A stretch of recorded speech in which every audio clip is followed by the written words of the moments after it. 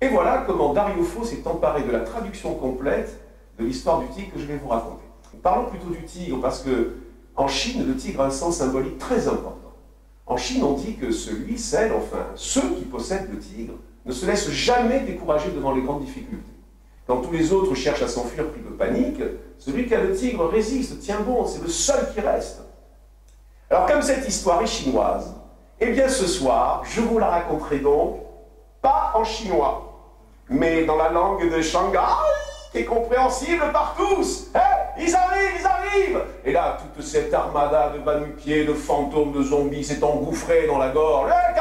Camarades! Oh, on est là! N'ayez pas peur! Ne craignez rien! Et tout à coup, les soldats de Chiang Kai-shek, vite, tous aux abris! Je vois deux gros rochers, je me précipite à travers entre les ronces à couvert, je prends mon fusil. Elle a effleuré la première couille, quasiment attrapé la deuxième.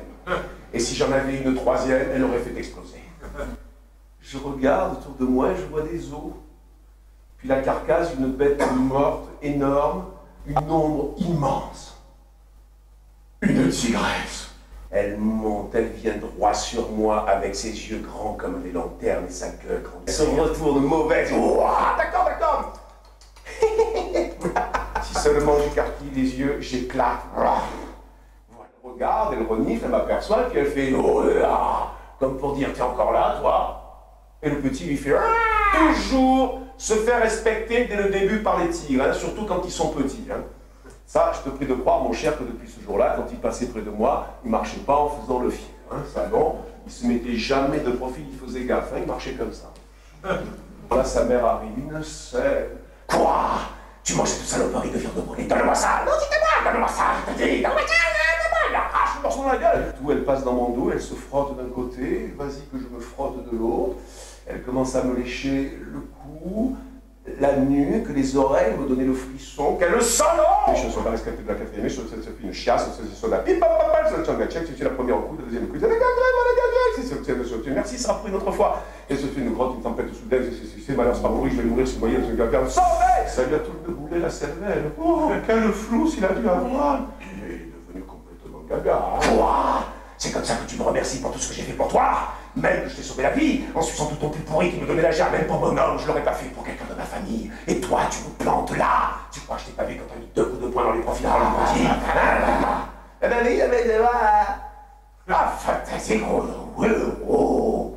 Eh ben là, il est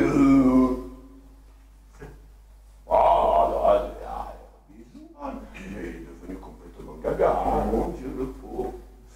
Ça lui a tout déboulé la cervelle. On entend la voix d'un petit vieux au sommet de la montagne qui se met à crier « Au secours! Mes amis, mes compagnons! Les soldats de Chiang Kai-shek sont dans notre village! Ils massacrent les chevaux, les vaches! Ils tuent les femmes, les cochons! Vite! » Alors qu'est-ce qu'il y a pas là? Allez, n'ayez pas peur, on est là pour apprendre. Hein. Allez, vous faites les élèves, vous apprenez à logir. Hein. Tigresse et Tigrou, mettez-vous de ce côté, vous êtes les professeurs.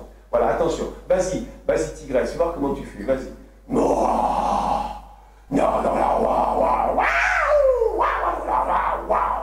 voilà, t'as compris? Hein? Voilà, waouh, hein? Vas-y, toi, fais voir comment tu fais.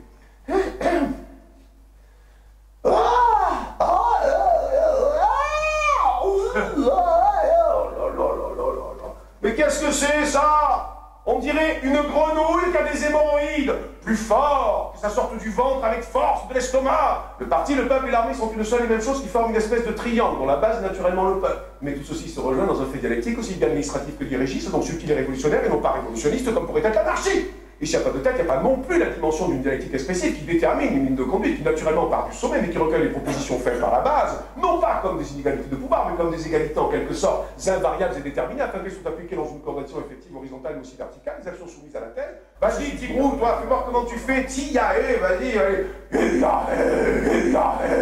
voilà. Avoir le tigre, c'est ne jamais s'en remettre à personne. C'est ne jamais laisser les autres résoudre vos propres problèmes. C'est être le premier à participer aux événements, c'est être au cœur de la résistance, c'est prendre ses propres responsabilités. Et voilà comment Dariopho s'est emparé de la traduction complète de l'histoire du tigre. Mon cher Dariopho, je suis très touché de souhaiter votre anniversaire, qu'on m'ait demandé de vous souhaiter un très bel anniversaire. 90 ans de théâtre, c'est magnifique. Et comment vous remercier pour tous ces bonheurs, toutes ces joies que m'ont apporté votre écriture, votre théâtre, qui m'a accompagné pendant de longues années. Et surtout, merci 1000 fois de m'avoir permis de jouer l'histoire du tigre, de jouer votre écriture si forte, si brillante, si poétique, si humaine. Pour toutes ces raisons, merci. Et puis, je vous souhaite un merveilleux anniversaire et encore 90 printemps, encore de théâtre et toujours plus de pièces et toujours plus de drôleries. Voilà, car vous êtes un auteur de la joie, un auteur du plaisir, un auteur de l'intelligence. Et pour toutes ces raisons, encore merci. Et bon anniversaire, Dario.